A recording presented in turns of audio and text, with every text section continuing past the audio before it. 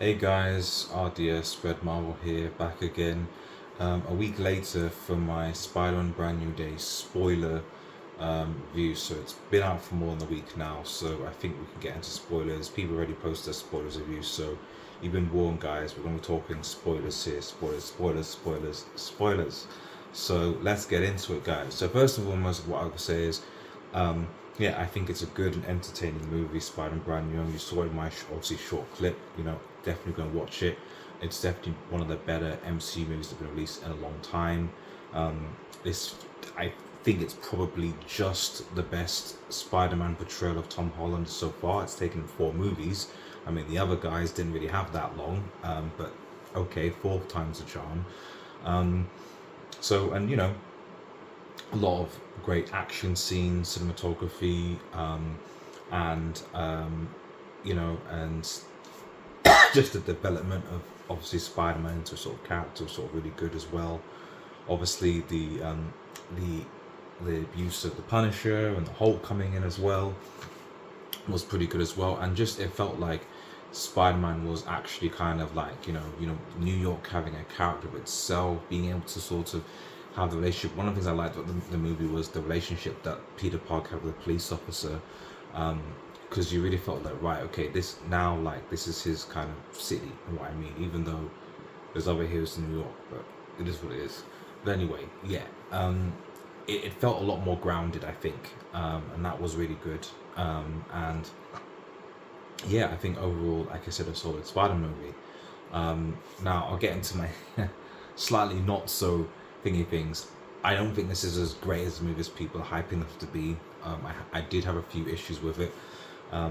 The first being that once again, and maybe this is just because of how the arrangement works for Disney and Sony, but it just didn't feel. I'm not saying it didn't feel it was a Spider movie, but like it was still plagued, in my opinion, with like Spider-Man and Friends. That's always going to be an issue that I'm going to have with these Spider-Man movies, compared to other MCUs or other Spider-Man films. And while, yeah, I know the agreement that they have is, to have an Avenger in the movie. In this case, the Avenger was Hulk. I don't know why there was so much screen time, or why it felt like, with the Punisher, for example, a lot of, you have a lot dedicated to that. And then you have obviously the Hulk, and again, kind of, it felt like using Spider-Man to kind of, you know speed or feed these other parts of the franchise, where he has his own universe, he has his own world. It's been kind of 4 movies, and really, the amount of Spider-Man characters, villains, storylines, etc., there doesn't really feel like there's really been much. And that brings me on to my second point. This movie handles themes, about Spider-Man's growth, development, especially with the kind of the mutant sort of saga in terms of his mutations, and it really doesn't give much attention to it. I mean, yes, it talks about it, but it doesn't really. I feel like the situation with his mutation and him being onto his arachnid DNA and thingy DNA, is kind of given some attention and then kind of ignored for the movie, and in the end, and this is where it comes to my biggest criticism of the movie. I'm sorry, the Jean Grey X-Men thing just for me just didn't work. I'm sorry, guys, it didn't. Introducing X-Men in this way, I didn't watch any trailers, so I did watch some trailers, but I had no idea. I knew anything was in this movie, I think, but I had no idea it was going to be Jean. I know they were going to go next one. That just took me completely, by surprise. I'm gonna lie, even, and especially because she was introduced effectively as a villain.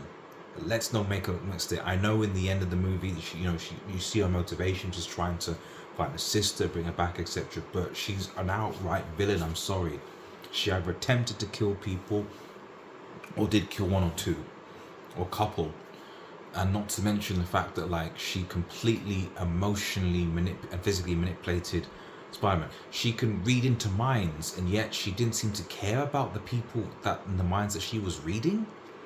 Don't get me wrong, Damage Control, which is essentially the end villain in this movie, were bad, and they shouldn't kill their sister or cause the harm and all the rest of it. They're villains. They're out villains, even if they're government. But even then, you could argue their motivation is, I don't know, to keep the US safe or something. There's a motivation there, and Jean, there was a motivation for her. But let's not take on the fact that she was a villain. And I felt that one, to kind of use a Spider-Man movie to kind of bring or begin to introduce the X-Men's concept into the main MCU was wrong. I didn't like that. Because for me, that's not what a Spider-Man movie should be for. It should be about Spider-Man.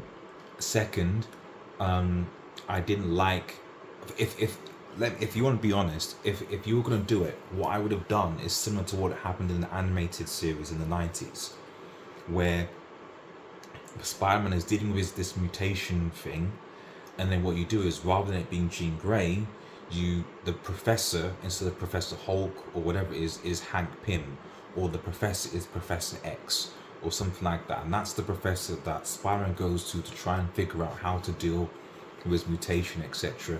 And that's maybe how you kind of give a tease or bring into the X-Men and how he battles and so on. And that's just one way you could go about it, you know.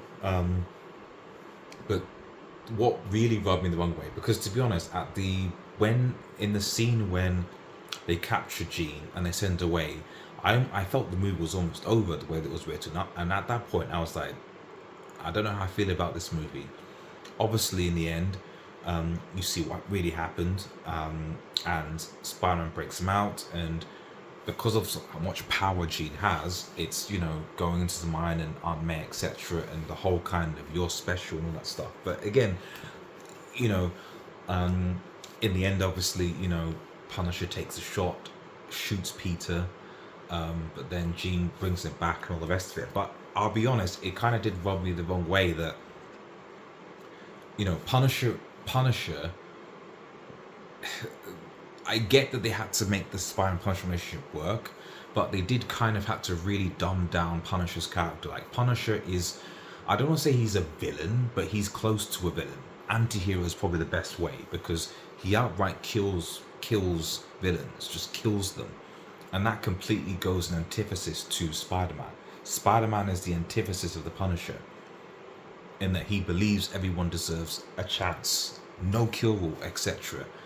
So they had to dumb down Punisher, in my opinion, for this, and to then see the Punisher do a Punisher thing, and it not be addressed at the end of the movie. Instead, the Punisher's like rah rah, yeah, all the rest of it. It was just strange to me, you know. Like, he attempted to kill Jean, and ended up killing him and said, yes, he's upset and yes, he's sorry, but come on, Peter. You know, like, this whole thing with Jean, it just, I don't know. I just felt like it would have been better if these kind of different philosophies that Jean and Punisher had were kind of addressed, in contrast to how Spider-Man was, instead of it just kind of being like, we're all bygones, you know, it's all good type of thing towards the end, you know. So, but that's just my 2 cents. But anyway, regardless, it was, as far as the post-credit scene goes, I've got no idea. I mean, my 2 theories are, the Spider Tracker said he wasn't on Earth, so either it's Tom Holland that's been transported to some other area, some other dimension or battle world, or it's locating Spider-Man, or a different version of Spider-Man thing. I don't know. I must say, as an end to the whole thing, the build up to Doomsday has not been good. You know, the movies, the postings, I think there was just one. It was, and I'll be honest, I was surprised that this is the last movie before Doomsday, and there's literally no build up, which tells me that, like, they were still reviewing the script whilst Spider-Man was wrapping up. Although they could have still added something to the film, I don't know. It's just weird that in the last movie you have for Doomsday, you don't even put 2 post-credit scenes that are relevant. Just one crappy, buzzy thing. It's just strange, you know. So Doomsday's got a lot to live, because so far Spider-Man is killing it at the box office.